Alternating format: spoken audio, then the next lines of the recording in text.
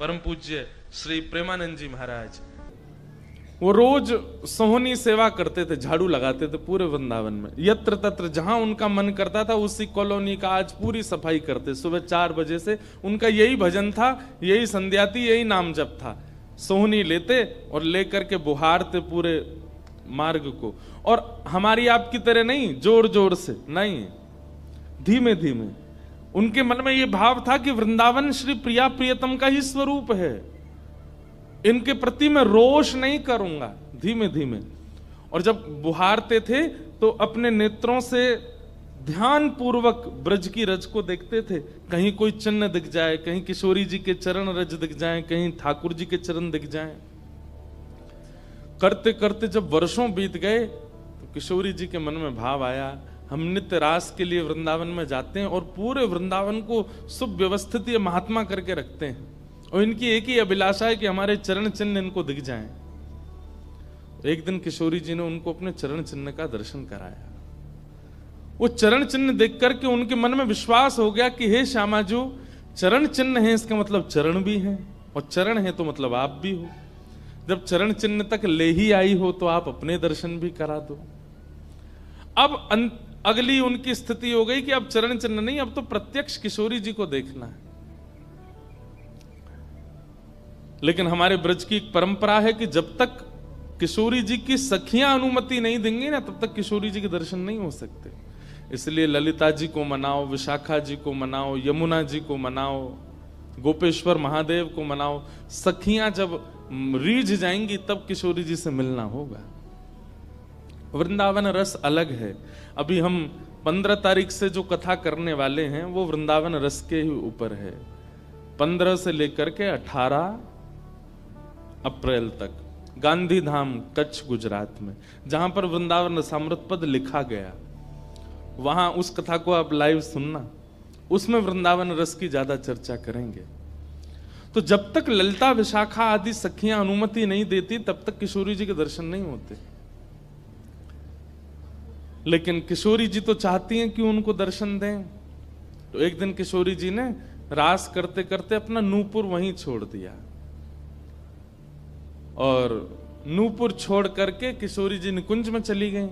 आप सुबह सुबह जब सोहनी करने आए तो आपको वो नूपुर मिला, और नूपुर देख करके वो आनंदित हो गए। इतना सुंदर नूपुर, ऐसी सुंदर उसकी कलाकृति, इतना हल्का उसका वजन, इतना सुंदर उसका स्वरूप।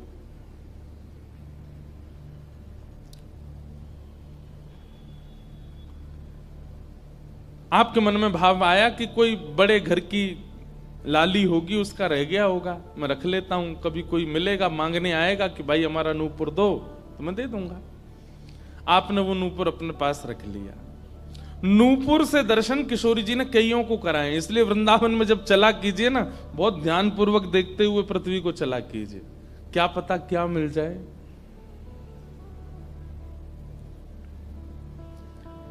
सूरदास जी को भी नूपुर से ही दर्शन हुए किशोरी जी के, और आज इन महापुरुष को भी हो रहे हैं। मुझे नाम स्मृति में नहीं आ रहा है, शायद संभवतः श्याम चरण दास जी नाम था। तो नूपुर को अपने पास रख लिया। किशोरी जी का नियम है कि जब रास में जाती हैं तो सब सखियां उनका श्रृंगार करती हैं, और एक एक श्रृंगार जो उन्होंने धारण किया है वो लिख लेती हैं। कानन में कुंडल पहने हैं, गले में ये हार पहना है, उसके ऊपर मोतिन की माला पहनी है, फिर गुंजा माला पहनी है, फिर नवलखा के हार पहने, हाथन में इतने कड़ूला पहने हैं, पैरन में पाजे। क्यों? बोले रास में श्याम सुंदर आते हैं, पता ना काचोरी करके भाग जाएं। अगर एक कम रह जाए तो फिर ठाकुर जी की शामत कहाँ है, हमारी श्री जी का श्रृंगार बताओ। इसलिए सब सखियां जो हैं किशोरी जी के सिर से लेकर नख तक एक एक श्रृंगार को लिख लेती हैं पहले, रास में भेजने से पहले। और फिर रास में आने के बाद, रास से आने के बाद फिर सब सखियां एक एक श्रृंगार, एक बोलेगी हाँ भाई कानन में ये कुंडल हैं, सिर पर ऐसा सुंदर वो है, गले में ऐसी माला है, हाथन में कड़ूला, पामन में ये 2 पाजेब हैं, सब गिनती करो। और एक एक करके उतारती जाती सखियां। आज किशोरी जी के चरणों का एक नूपुर नहीं है। शाखा आदि बोली हे श्यामाजू आपका एक नूपुर कहां गया? बोले अरे मो तो पतो ना है, सके नृत्य करते करते रह गए हो वृंदावन में। ललिता विशाखा बोली स्वर्ग के इंद्र के हाथी के दांतों से बना हुआ नूपुर है वो, सामान्य नूपुर नहीं है। आपके ऊपर तो कोटि कोटि ब्रह्मांड वारी वारी जाते हैं किशोरी जी, पर वो नूपुर ठाकुर जी ने आपको भेंट किए हैं, बड़े बहुमूल्य नूपुर हैं। अब किशोरी जी बोली मोए ना पता कहाँ रह गए हो कहीं पे। किशोरी जी तो मन बना चुकी है ना, दर्शन देना है उनको। तो ललिता विशाखा ने विचार किया कि हम ही जाती हैं, ढूंढ के आती हैं निकुंज में, कहाँ है वृंदावन में। बोले अपने रूप में तो नहीं जाएंगी, तो एक वृद्धा का रूप धारण किया, एक वृद्ध मैया का रूप धारण करके ललिता विशाखा गई और वृंदावन में ढूंढने लगी नूपुर कहाँ है। तभी ढूंढते ढूंढते वो महाराज जी सोहनी कर रहे थे, उनके सामने पहुंची। अरे बाबा हमारी लाली आई सवेरे सवेरे यहाँ पे, और बाके पाम को एक नूपुर रह गयो, तेने देखो। बाबा बोले तुम कौन हो रही? बोले हम पास के गांव की रहवारी, हमारी बहू है वो, और या की लाली है वो, जाको नूपुर रह गयो है। बाबा बोले मैं कैसे पहचान जाऊं कि तुम्हारी ही लाली का नूपुर है? भाई मनचले लोग हैं, बहुमूल्य वस्तु किसी पे देखते हैं तो सब अपना अपना बताते हैं। रोड में अगर 100 रुपया गिर जाए और 50 लोग वहां से निकल रहे हों, कि कोई पूछे भैया 100 रुपया किसका, सब अपनी जेब चेक करते, भले ही कुछ लेके नहीं थे, भले ही जेब में कुछ नहीं था, फिर भी देखते हैं लग तो मेरा ही रहा थे, मेरे जेब में 100 रुपए तो थे। सब अपना बताते हैं बहुमूल्य वस्तु को। तो मैं कैसे मानूं कि तुम्हारा नूपुर है? अरे बाबा हम कह रहे हैं तुम थे। बोले कहवे को अभी मैंने तो नूपुर, मैं तो असमंजस में पड़ जाऊंगा कि मैंने गलत आदमी दे दियो। बाबा फिर कैसे माने को? बोले एक नूपुर मेरे पास है, एक नूपुर तुम्हारी बहू ने ही पहन रखो होगो, वाकू ले आओ और यहां ला करके मुझे पहले नूपुर की पहचान करा तो मैं दूसरा दे दूंगा। ललिता विशाखा बोली बड़ो चतुर बाबा है, श्री जी को बुला रहा है। अरे बाबा तो शर्म ना आवे, ऐसी घर की बहू बेटी ने हम तेरे पास लेके आवेंगे? बाबा बोले तो फिर चले जाओ, तुम पे भैया खूब धन धान्य, दूसरों नूपुर बनवा लियो, जे मुंह पे ही रहने दो। ललिता विशाखा बड़ी चिंता में लौट करके आई तो किशोरी जी बोली क्या बात है, आप इतनी चिंतित क्यों?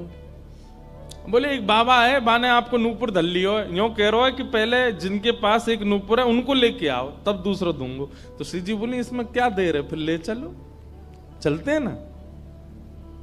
विशाखा जी समझ गई, बोले हे ललिता जी ये सब लीला किशोरी जी कर रही हैं, इनको दर्शन देना है उनको, और हमसे और आपसे स्पष्ट कह नहीं सकती, क्योंकि हम तो फिर सबको परखने लगती है ना कि इसमें कोई दोष तो नहीं, इसमें क्या गुण है। इसलिए किशोरी जी सीधे हमसे नहीं बोल करके और ये लीला कर रही हैं, इनको ले चलो।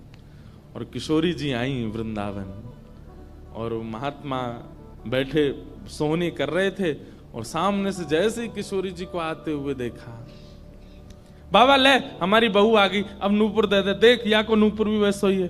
बाबा बोले मेरी आंख की कमजोर है ने, दूर से दिखना रही, पास लाके हाथ से स्पर्श कराओ। ललिता विशाखा बोली बाबा तो शर्म ना आ रही अपनी बहू को स्पर्श करा में? तो बोले चरण स्पर्श करावे में कहा देर, ले आओ।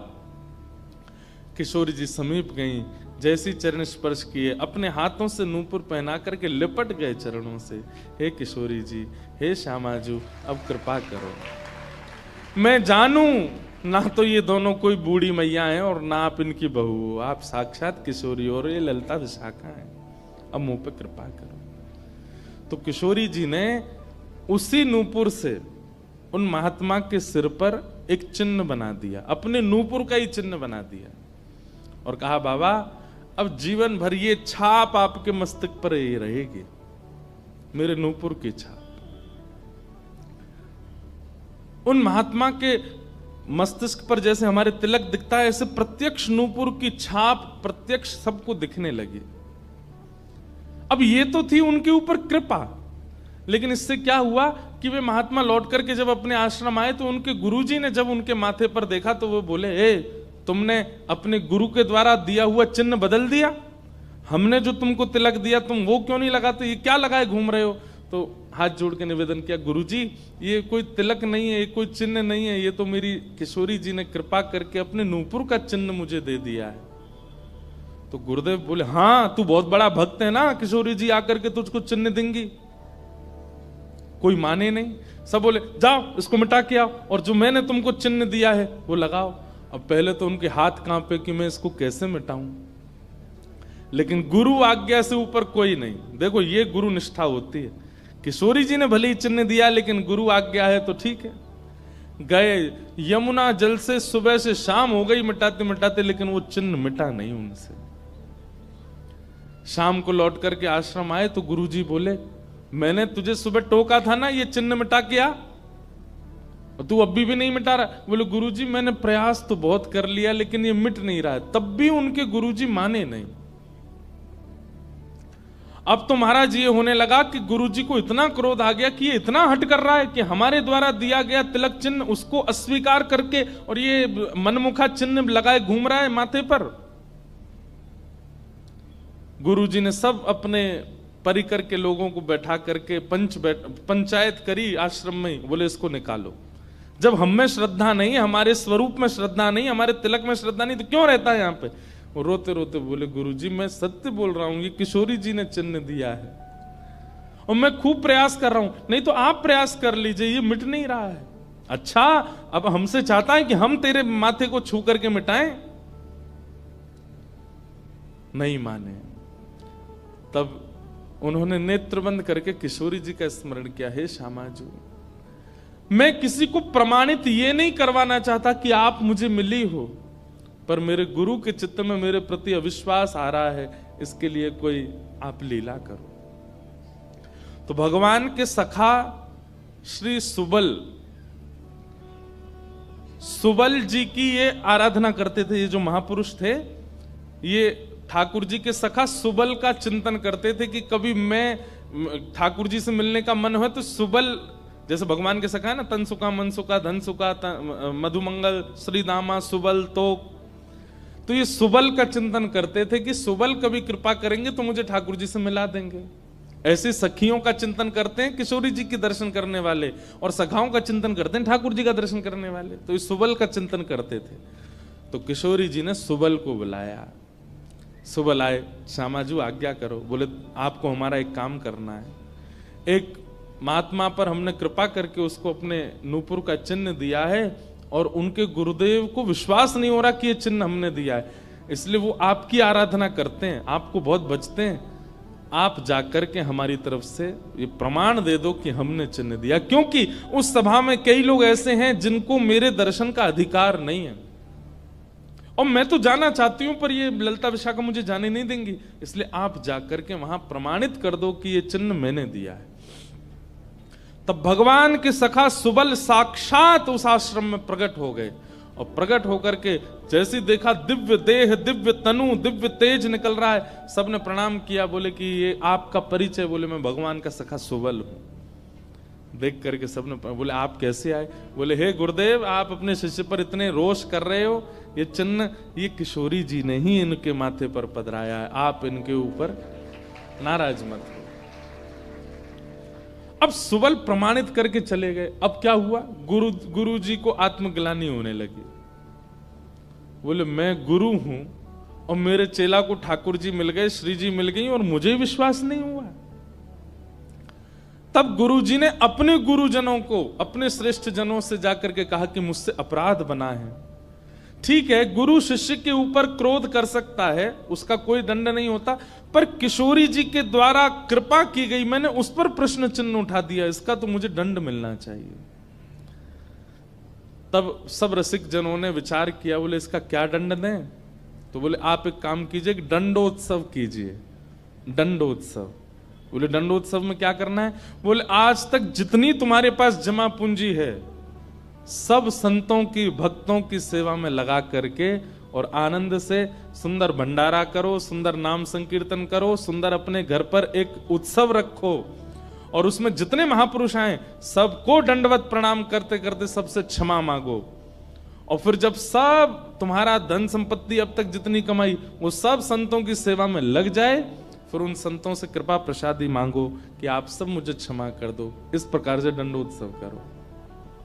तो जिन्होंने ये भाव कहा है उनको ये दंडोत्सव करना है। दंडोत्सव मतलब अब पूरे जीवन की जमा पूंजी तो खर्च नहीं कर पाओगे, पर हां पिछले 3-4 साल में जो जमा कर रखा है प्रयास करो उससे। पंढरपुर में वारी जाती हैं, हमें भैया बता रहे थे अपने जो जिनके साथ हम घूम रहे थे कल, कि यहाँ वारी जाती है, यहीं से जाती है श्री पंडरीनाथ भगवान की वारी में इतने सारे वैष्णव जाते हैं, उनकी सेवा में लगा दो। वृंदावन जाके कुछ लगाया, पंढरपुर में लगा दो, गोवर्धन में लगा दो, और सुंदर अपने घर पर एक ठाकुर जी का उत्सव करके किसी श्रेष्ठ को वृंदावन से बुला करके उनका सुंदर संकीर्तन करवाओ, कथा करवाओ, 2-3 दिन का ही कोई उत्सव रखो।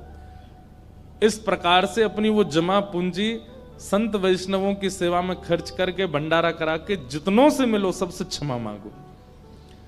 वारी निकलती है आषाढ़ी एकादशी पर, इतने सारे वैष्णव जाते हैं पंढरपुर दर्शन करने, मार्ग पे खड़े होकर सबको शरबत पिलाओ और जो जो शरबत पिए उससे क्षमा मांगो, मुझे क्षमा कर दो, मुझसे अपराध बना है, मैंने कंठी पहनने के बाद भी मांस का सेवन किया, मैंने मद्य का सेवन किया, मैंने ऐसा किया, ये क्षमा मांगो। असंख्य भक्त एक साथ जब आपको क्षमा करेंगे तब आपका ये अपराध पूर्ण होगा। इसी को कहते हैं दंडोत्सव। तो फिर कथा पूरी करें। वो महाराज जी को सब लोगों ने कहा तुम दंडोत्सव करो, तो उन्होंने कहा ठीक है, मैं अगले 7 दिन के लिए दंडोत्सव करूंगा।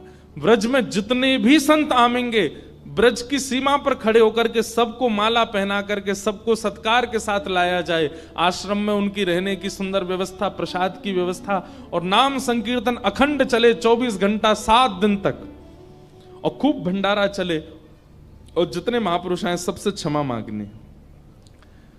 तो जब ये दंडोत्सव का बात हुई तो गुरु जी ने दंडोत्सव लिया, और चेला बेचारे जिनको किशोरी जी ने चिन्ह दिया था वो मन में सोचने लगे ये क्या हो रहा है, मेरे कारण मेरे गुरुजी को दंडोत्सव करना पड़ रहा है। तो उन्होंने अपने गुरुदेव के सामने प्रणाम करते हुए अपनी झोली फैला के कहा गुरुजी मुझे एक भिक्षा दे दो। तो क्या चाहिए? बोले जो दंडोत्सव आप करना चाह रहे हैं वो मुझे करने दीजिए, आप विराजिए, आपकी जगह मैं करूंगा, मैं शिष्य हूं आपका। तो बोले नहीं नहीं, अपराध हमने किया तो तुम क्यों करोगे? बोले गुरुजी बस यही कृपा चाहिए। तब बड़े संतों ने मिलकर के सबने कहा कि भाई देखो शिष्य कर सकता है, अगर इनकी इच्छा है तो ये करने दो। तो फिर गुरुजी का दंडोत्सव उन्होंने ही किया जिनको चिन्ह किशोरी जी ने प्रदान किया था, दंडोत्सव मनाया। इस प्रकार भैया जिनसे ये अपराध बन जाता है ना, कभी कंठी माला पहनने के बाद अपराध बन जाता है, किसी वैष्णव के प्रति कुभाव बन जाता है, किसी तीर्थ में जाकर के कोई पाप बन जाता है, उनको ये सब दंडोत्सव करने चाहिए। अपनी कोई पैसा खर्च कराने के लिए नहीं कह रहे हम, लेकिन हाँ जितना हो सके वैष्णवों की सेवा करके, अब चाहे वो धन लगा के करनी पड़े, चाहे तन से करनी पड़े, चाहे मन से करनी पड़े। पर लोग बड़े कंजूस हैं आजकल, बोले कि महाराज जी आपने मन से सेवा भी तो कही है, कोल्हापुर में बैठे बैठे आंख बंद करके यही संतों की सेवा कर देंगे, इनके पाम पूछ दिए, 5000 रुपये हमने दक्षिणा में दे दिए, ले खर्च भी नहीं हुए, मन से सेवा भी हो गई। किसी का भाव है कि आप कहते हैं महाराज जी कि ठाकुर जी से कुछ मत मांगो, पर अगर ठाकुर जी से कुछ मांगना है तो ठाकुर जी को मांगो। ठाकुर जी अगर मिल गए तो फिर उसके बाद क्या? ये तो भाई जब मिल जाएंगे तब मैं पूछूंगा आपसे, उसके बाद क्या? सही बात तो ऐसी है कि ठाकुर जी मिल जाएंगे ना, ठाकुर जी सदा के लिए तो नहीं रहेंगे, थोड़ी देर दर्शन देके चले जाएंगे और फिर आपके चित्त में अखंड प्रेम प्रज्वलित करके जाएंगे।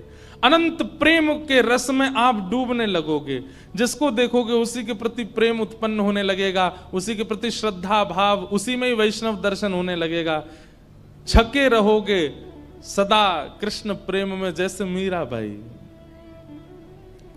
जिन भेषा मेरो सावरो रीझे, जिन भेषा मेरो सावरो रीझे, जिन भेषा मेरो गिरधर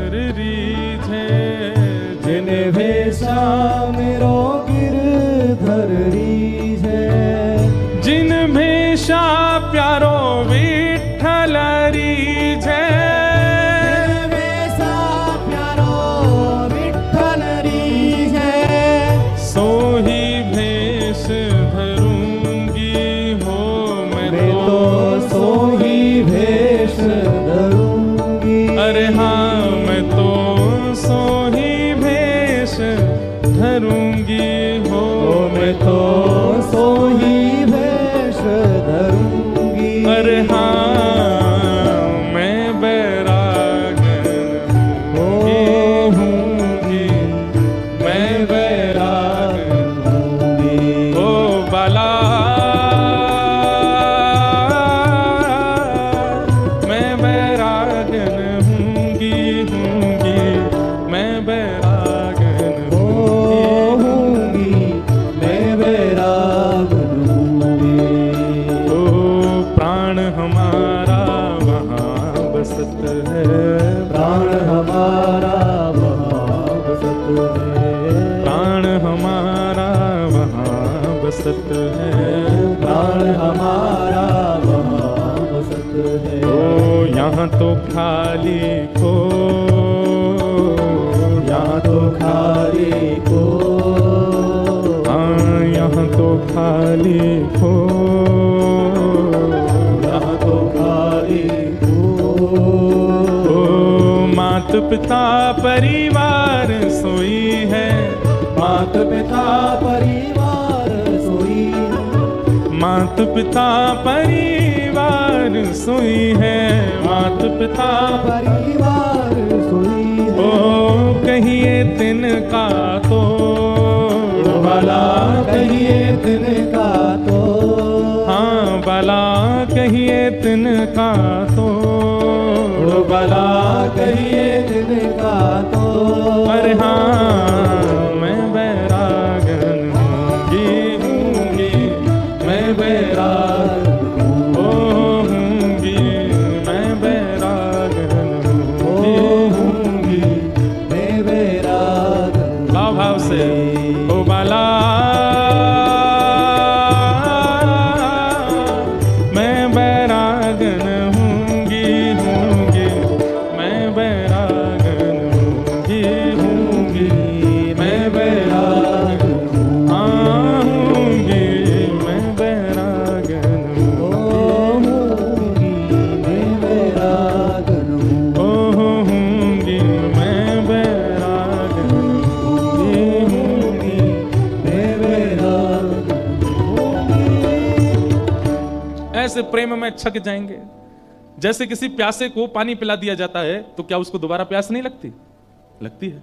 ठीक वैसे ही ठाकुर जी एक बार शीतलता दे देते हैं दर्शन देके, और उसके बाद जब जाते हैं तो फिर से वही स्थिति और दुगनी हो जाती है, मिलन की उत्कंठा और ज्यादा व्याकुल कर देती है। ठाकुर जी का मिलन परिपूर्णता नहीं कर देता, इसका मतलब यह नहीं है कि आपका अब इच्छा नहीं होगी, बल्कि पहले से और तीव्र इच्छा प्रकट हो जाएगी। ठाकुर जी मिल जाएंगे तो और रोना आएगा, क्यों? अब जाना नहीं आप, लेकिन ठाकुर जी तो जाएंगे, और जब ठाकुर जी जाएंगे तो फिर वही विरह वेदना जो सूक्ष्म थी अब वो प्रगाढ़ हो जाएगी, अब और मिलन की इच्छा होगी और दर्शन की इच्छा होगी।